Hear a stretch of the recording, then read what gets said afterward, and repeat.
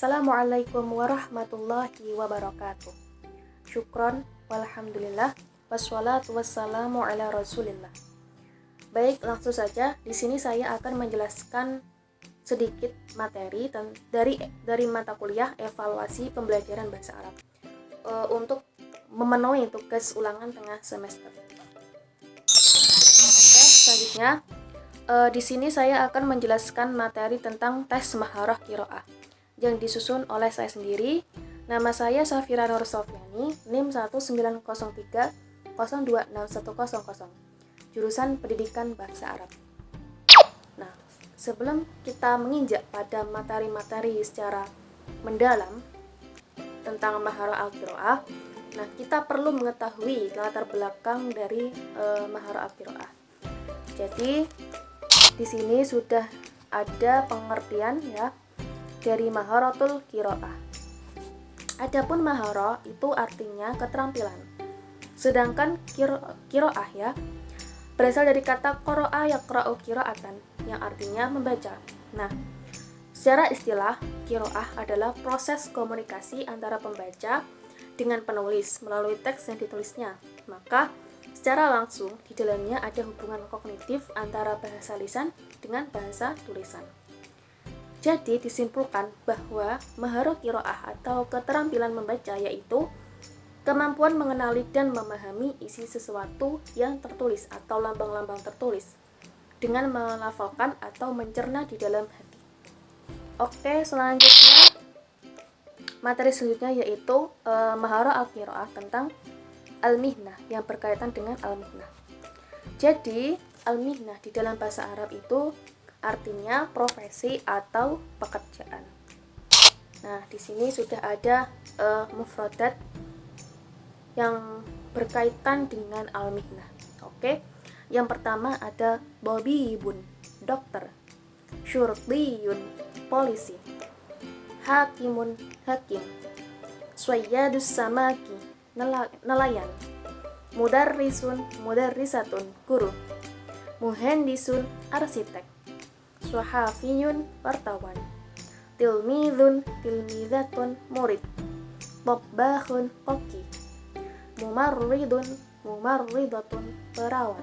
Nah, setelah selesai kita mempelajari mufradat tentang al-mihnah, selanjutnya yaitu ada materi tentang macam-macam membaca. Nah, dari kegiatan membaca ini memiliki banyak macam membaca. Yang pertama ada qiraah mukasafah atau disebut juga dengan membaca intensif.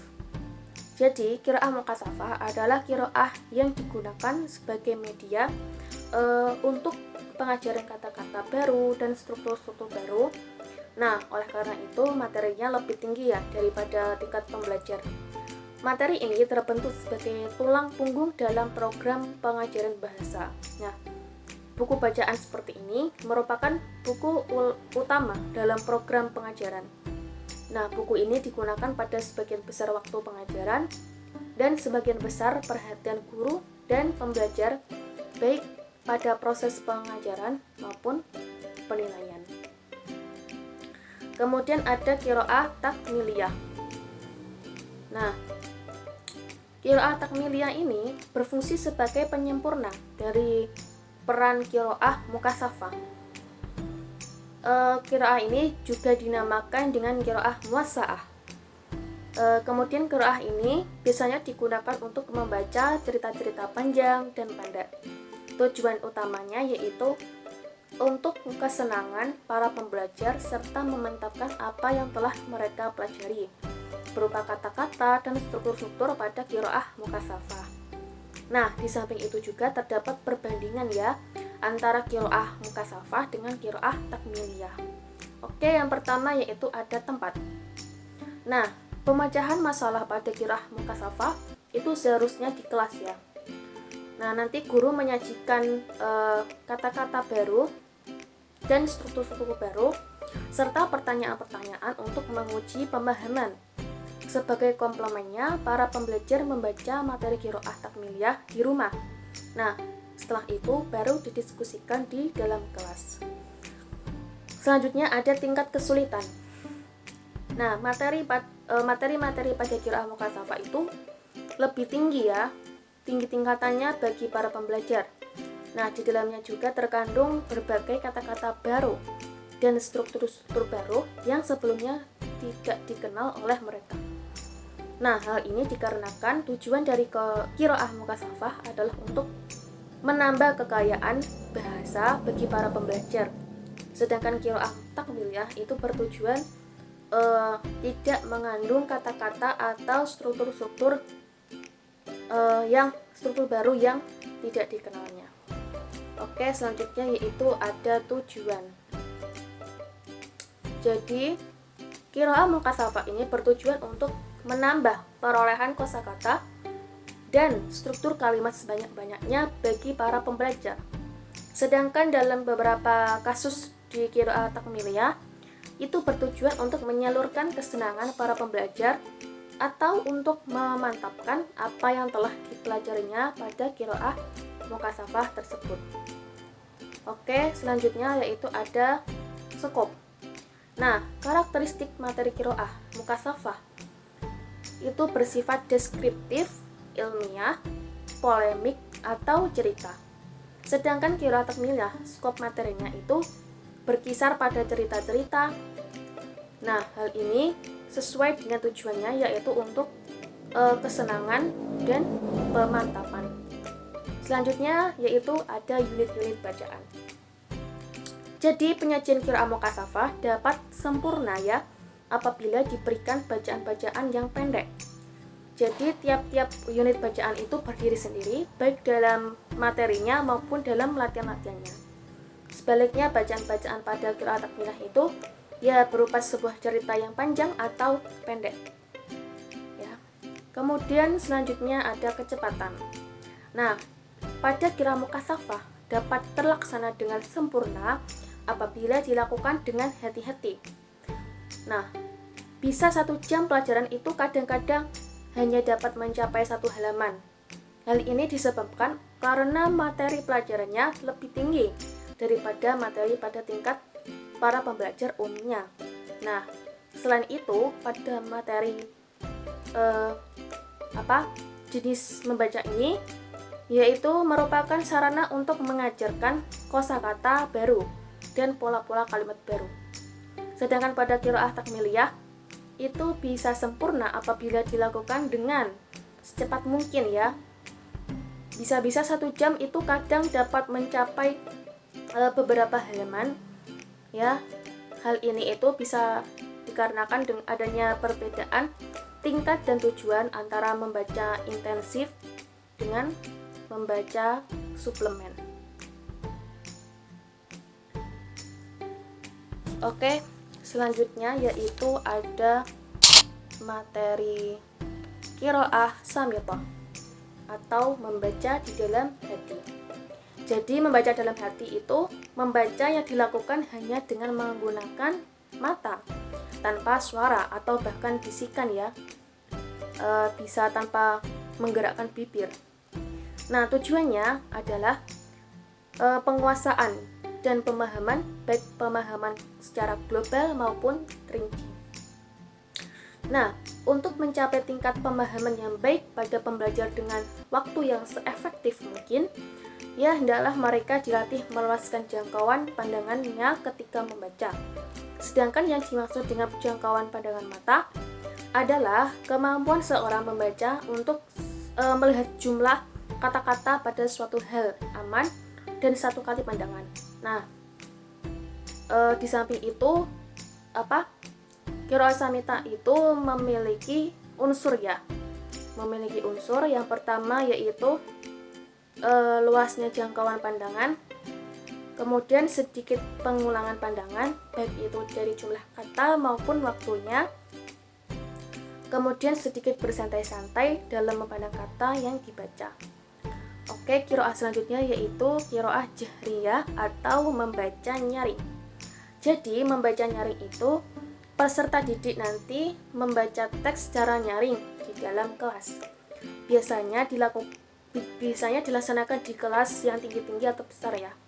Jadi ketika seorang guru meminta para pembelajar membaca teks dengan nyaring, daring, ada tujuan utama ya dari kegiatan membaca tersebut, yaitu diantaranya guru ingin menilai kemampuan para pembelajar dalam mengucapkan huruf-huruf Arab ya, kemudian ingin menilai dalam pada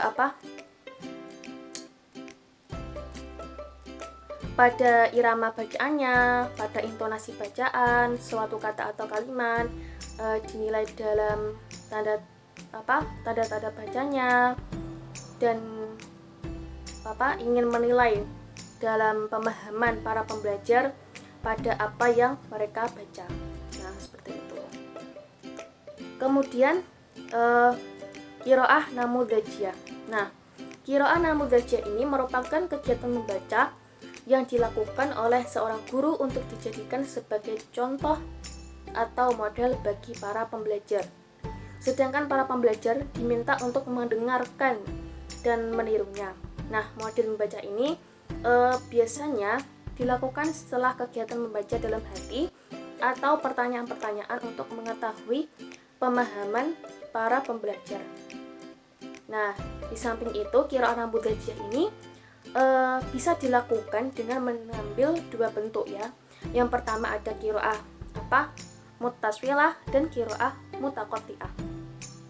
Jadi qiraah mutaswilah yaitu guru membacakan materi bacaan panjang sekaligus ya, yang kadang-kadang bisa mencapai satu alinea. Sedangkan para pembelajar hanya mendengarkan saja ya, tanpa mengulang-ulang setelah guru membacakan teks. Sedangkan qiraah mutaqatti'ah itu seperti apa?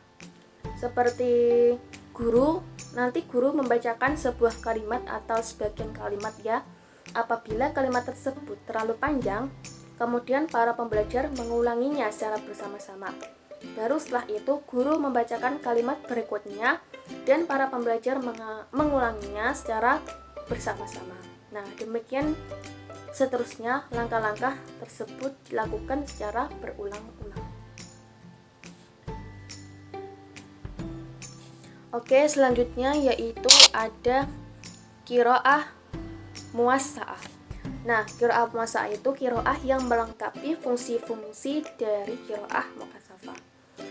Selanjutnya yaitu jika dilihat dari menurut isi bacaan, ada 3 macam qiraah ya. Yang pertama ada qiraah qisosiyah, qiraah wasfiyah, dan qiraah ilmiah.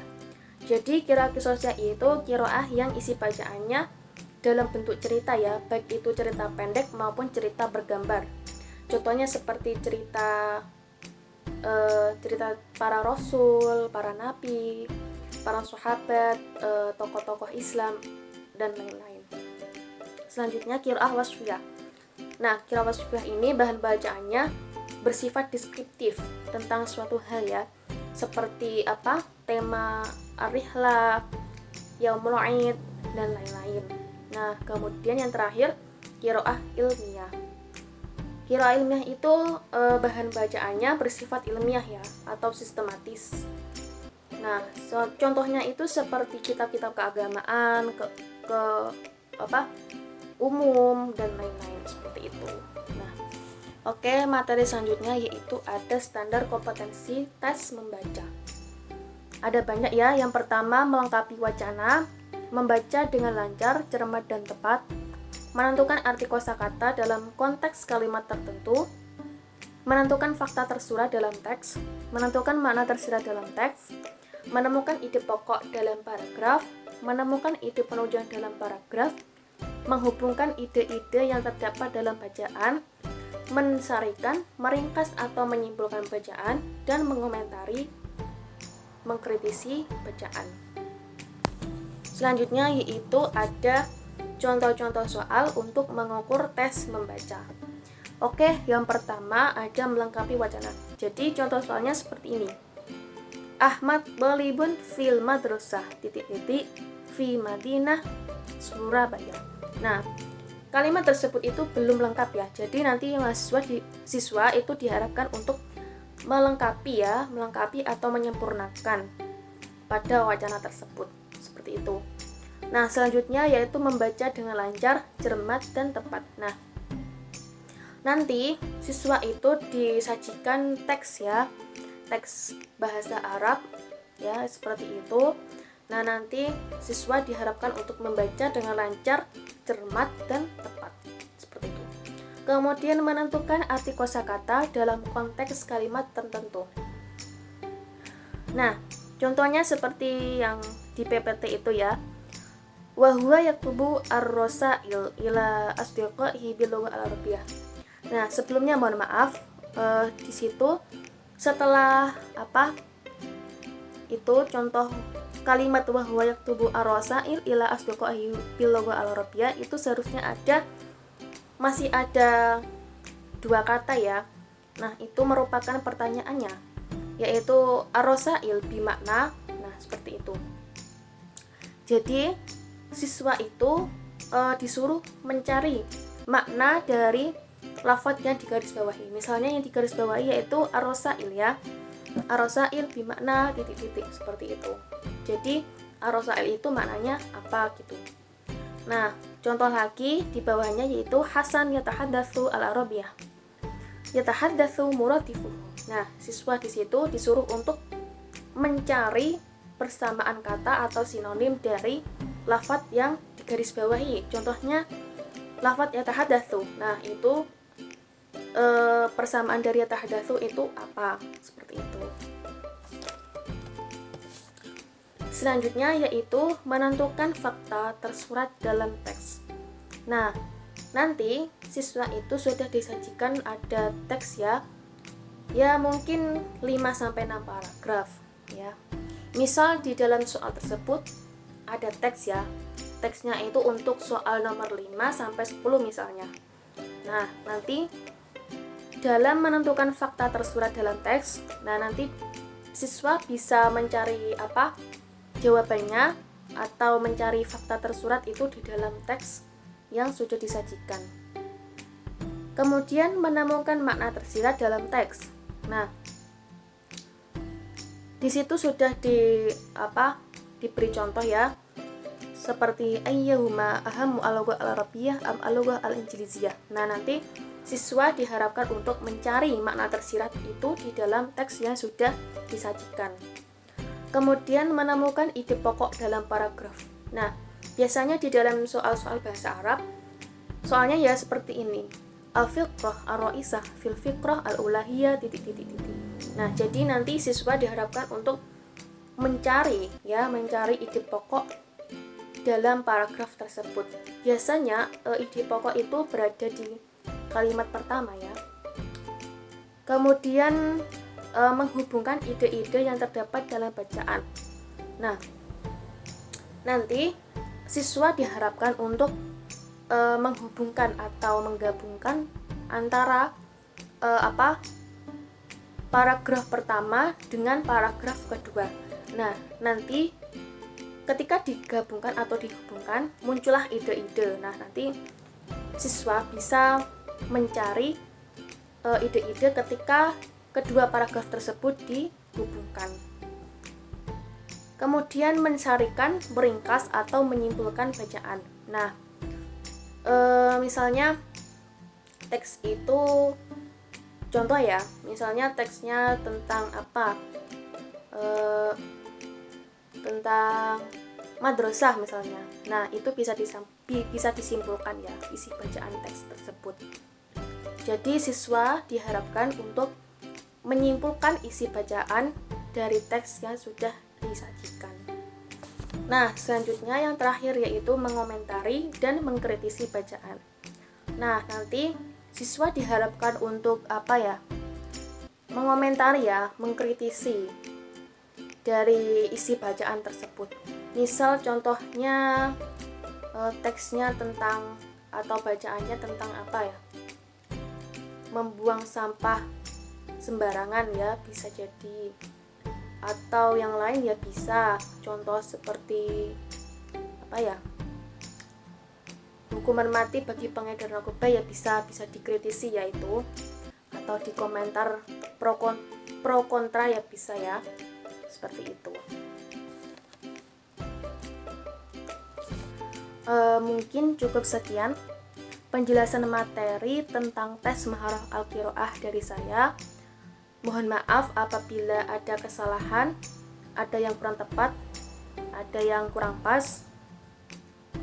Semoga bermanfaat bagi kita semua. Syukran. Wassalamualaikum warahmatullahi wabarakatuh.